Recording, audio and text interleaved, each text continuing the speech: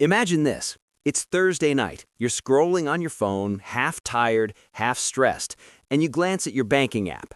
$17. That's what's left. Payday is tomorrow, and instead of feeling excited, your stomach drops.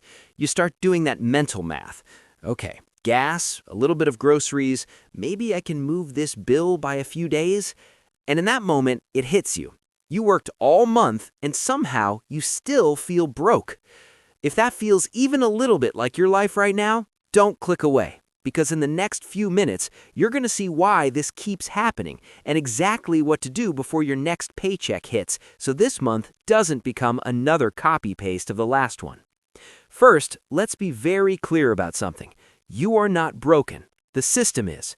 Right now, a huge share of Americans are living paycheck to paycheck, even people making solid, grown-up incomes. That means if one paycheck is late or one tire blows out, their whole life is shaken. And yet, no one ever sat you down in school and said, hey, here's how to make sure your money lasts longer than 2 weeks. Here's how to build a cushion. Here's how to stop feeling like your paycheck disappears the second it lands. So you did what everyone else did. You get paid, you pay a few bills, you swipe a little for food, a little for fun, a little for Amazon. And a week later, you're staring at that same screen wondering, where did it all go? If that's you, this video is not about judging you. This is about giving you a simple, real-world plan you can start before your next paycheck. A plan built for actual American paychecks, actual American bills, and actual American stress. So here's the big promise of this video. By the end, you'll have a pre-payday routine you can do in one evening. No fancy apps required, no unrealistic live on 20% of your income nonsense. Just 3 clear moves. See exactly where your money is leaking, give every dollar a job before it lands, and start building a tiny buffer so every month gets a little less painful than the last. If you stay with this until the end and actually do these things, your next paycheck will feel different. Not like a reset button back to zero, but like the first brick in an actual plan. Let's start with step 1, and it's the part most people skip because it's uncomfortable. Step 1 is name the leak. Right now, the reason your money vanishes isn't just rent is high or food is expensive, even though that's true. It's that your money is leaving in 100 tiny, invisible ways you never actually see. If I asked you, exactly how much did you spend on takeout last month, would you know? What about subscriptions, streaming, apps, random trials you never canceled? What about little swipes, gas station snacks, coffees, quick Amazon add-ons? Most people don't know. They say, I think, or probably around. And that's the problem, because if you don't know where your money went last month, it's almost impossible to tell it where to go next month. So here's your first mission before your next payday.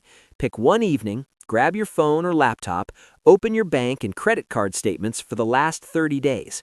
You're going to make 3 simple categories: must pay to survive, rent or mortgage, utilities, basic groceries, minimum debt payments, transportation to work.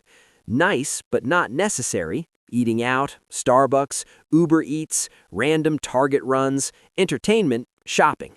And I forgot I was paying this. Subscriptions and charges that make you say, wait, I'm still paying for that? As you scroll, don't overthink it. Just drop each transaction into one of those 3 buckets. This part will sting a little, and that's okay. You might realize you're spending more on nice but not necessary than you thought. You might find subscriptions you're literally not using. Let that sting, because that little punch in the gut, that's your first win. That's you finally seeing the leak. Now we move to step 2. This is where your next paycheck starts to feel different. Step 2 is give every dollar a job before it shows up. Most people do what could be called vibe spending. The paycheck hits, they pay whatever screams the loudest, they swipe until it feels like, okay, that's enough. Then they just hope it lasts. You are going to do the opposite.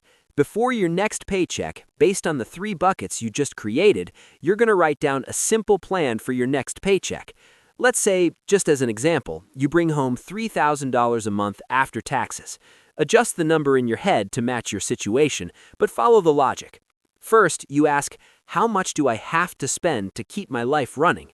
From your must-pay to survive list, you might see $1,200 for rent, $250 for utilities, $350 for basic groceries, $200 for minimum debt payments, $150 for gas or transit. That's $2,150. Write that number down.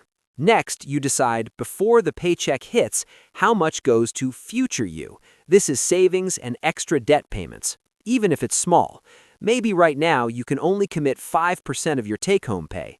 On $3,000, that's $150. Split that between savings and paying down one high-interest debt a little faster. That leaves you with $700. That $700 is your guilt-free lifestyle money. Eating out, movies, small treats, extra groceries, whatever. But here's the key. It has a limit.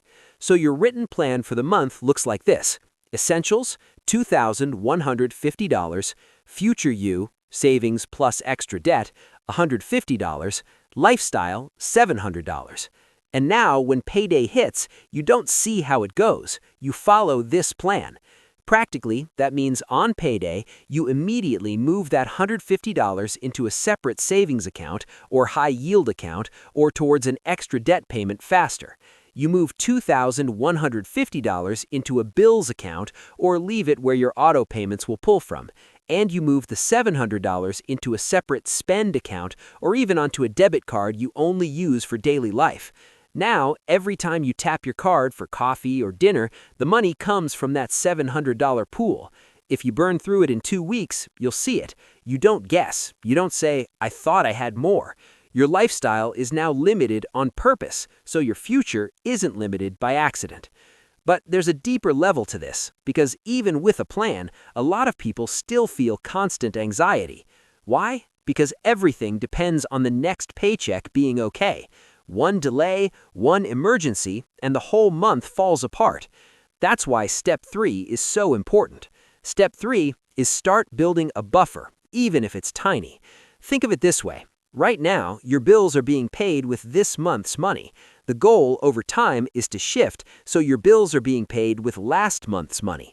That's when you stop feeling like you're constantly on the edge. How do you get there? You don't magically save one full month of expenses overnight. You build it slowly, like a ramp. Remember that 5% you decided to send to future you? In the beginning, a big chunk of that can be used to build a bare-bones emergency buffer, maybe $500, then $1,000, then 1 month of essentials. So maybe the first few months, that $150 from each paycheck goes straight into a separate savings account labeled buffer. You do not touch this unless something truly breaks your month: car repair, medical bill, urgent travel.